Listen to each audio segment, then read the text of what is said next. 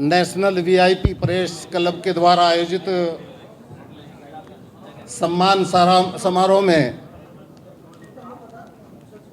आज की सदारत कर रहे सम्मानित हमारे बड़े भाई और इस क्षेत्र के सांसद, लोकप्रिय सांसद आदरणीय हाजी फजलुर रहमान साहब, मेरे छोटे भाई,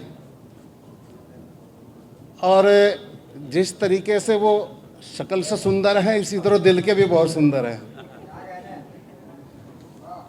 हकीकत में जनप्रतिनिधि को इसी तरह साफ सुथरी छवि के होना चाहिए जिस तरह के भाई हमारे माननीय विधायक, बेहट से विधायक उमर अली खान साहब हैं। मैं उनका इस्तकबाल करता हूं और उनका स्वागत करता हूं मंच पर मौजूद हमारी बहन बेगम मलका अख्तर साहब, मैं उनका भी स्वागत करता हूं। माननीय विधायक जी हैं, हमारे बुलंदशहर से आए हैं, आदरणीय बोधपाल जी, हमारे सूचना अधिकारी सम्मानित गुप्ता जी, छोटे भाई डॉक्टर करण सिंह सैनी, करण नर्सिंग होम के ऑनर, भाई डॉक्टर गुलबाहर साहब, भाई इंतखाब आज़ाद एडवोकेट साहब, मैं इनका हर समाचार मैं पढ़ता हूँ पूरा का पूरा, जिसकी ये अभी वकालत भी करना चाह रहे थे। वो हम सब लोग आपकी हर एक एक कलम की लिखी हुई मोबाइल के द्वारा व्हाट्सएप पर हम वो देखते हैं। यहाँ पर भाई पुरुषोत्तम सैनी जी बीजीटी से और सभी मेरे पत्रकार भाइयों और बहनों, साथियों, मेरे ख्याल में वैसे तो सारी बातें मेरे से पहले हमारे सम्मानित सभी साथियों ने आपके सामने रख दी है। इधर से जो परेशानियां पत्रकार भाइयों को होती है अपने सफ़र में, वो भी सामने रखी है। और चूँकि सहारनपुर के प्रथम नागरिक और मेयर साहब यहाँ मौजूद थे, उनके सामने वो सारी बातें हुई हैं। ज़्यादातर अगर कहीं पत्रकार भाइयों को अगर कहीं कठिनाई आई होगी तो वो शहर में आई होगी, और शहर के मालिक ये सारी बातें सुन कर के गए हैं। मैं उम्मीद करता हूं कि मेयर साहब, महापौर साहब इन बातों पर गौर करेंगे और जहां तक आपके सामने ये कुछ कठिनाई आए उन्हें दूर करने का प्रयास करेंगे। लेकिन मैं एक बात आपको बताना चाहता हूं साथियों, हमारा और आपका एक ही रास्ता है। आपका बल्कि आसान है और जनप्रतिनिधियों का बहुत कठिन है। आपका रिन्यूअल जनता नहीं करती, आपका रिन्यूअल या तो आपका संपादक और या फिर सूचना अधिकारी करते हैं।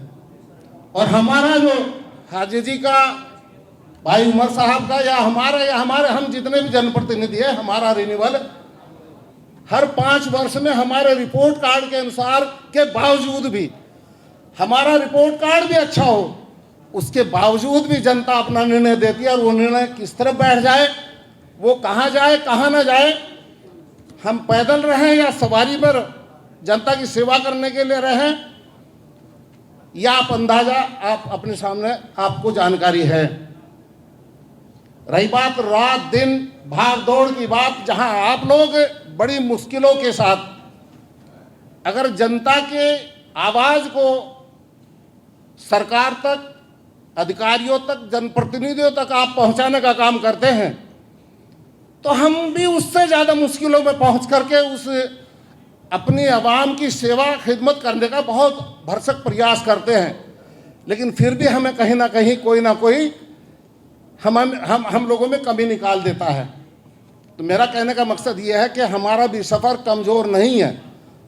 मैं आपका शुक्रगुजार हूं कि आप कम से कम अपना रोना तो रो लेते हो कहीं ना कहीं, किसी के भी सामने खड़े होकर के। हम तो वो भी नहीं कर सकते जनप्रतिनिधि के, हम क्या करें।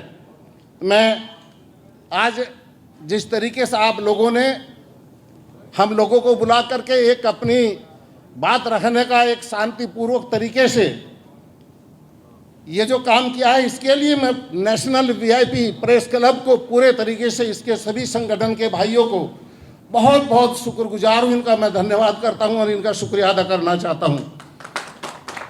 हाँ, ये बात सही है कि पत्रकारिता बिल्कुल वो जनता, वो उस पीड़ित व्यक्ति की आवाज़ उठाने के लिए बहुत से निर्णय ऐसे हुए हैं कि अधिकारी नहीं सुन रहे, जनप्रतिनिधि उनकी बात पर खरे नहीं उतर रहे हैं, और आपकी कलम चली, अधिकारी भी दुरुस्त, जनप्रतिनिधि भी दुरुस्त, उन्हें इंसाफ मिला, उन गरीब लोगों को, उस पीड़ित व्यक्ति को इंसाफ मिला।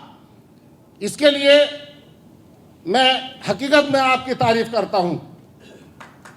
लेकिन अगर ये कहा जाए, मेरे भाई कह रहे थे कि हमारा शोषण होता है, देखिए ये तय करना आपको पड़ेगा कि आप में असली कौन है और नकली कौन है।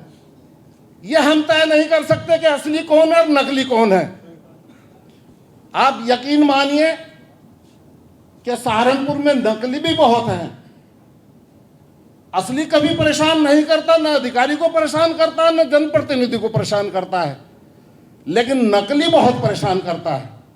और जब नकली परेशान करता है, जैसे अभी बहन मलिका जी कह रही थी कि एक मछली पूरे तालाब को खराब कर देती है, लेकिन मछली तो तालाब में रहने वाली तालाब को खराब करती है अगर एक मछली, लेकिन वो तो जो नकली है वो तो तालाब में रहता ही नहीं, वो तो प्रेस का व्यक्ति है ही नहीं। उसकी सावधानी आप लोगों को बरतनी पड़ेगी। इसलिए कोई अधिकारी, कोई जनप्रतिनिधि, सत्ता पक्ष विपक्ष, कोई ऐसा नहीं है कि आपका सम्मान न करें। मैं दावे से कह सकता हूं, हर व्यक्ति, हर जनप्रतिनिधि आपकी कलम से डरता है, लेकिन बेखौफ जब वो हो जाता है जब नकली पत्रकार जाकर के हम लोगों के सामने जिस तरीके से वो पेश आता है, वो पूरी पत्रकारिता की छवि खराब कर देता है।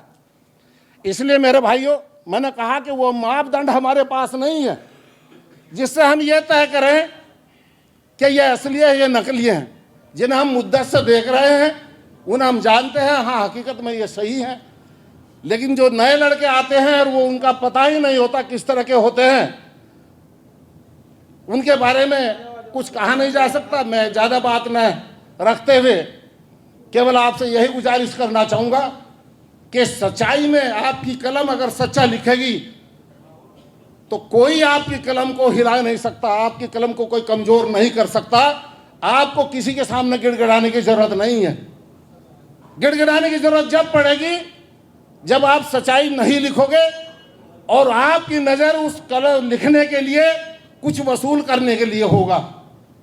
मैं फिर कह रहा हूँ, हम भी घर से खर्च करके, हम इलेक्शन में भी खर्च करके, रोज़ तेल फूंक करके, इसी तरह आपकी तरह जैसे आप लोग बेलौस घर से अपने बच्चों को भूखे प्यासे छोड़ करके हर खबर को कवर करने के लिए घर से निकलते हो, ना आंधी तूफान की परवाह करते हो।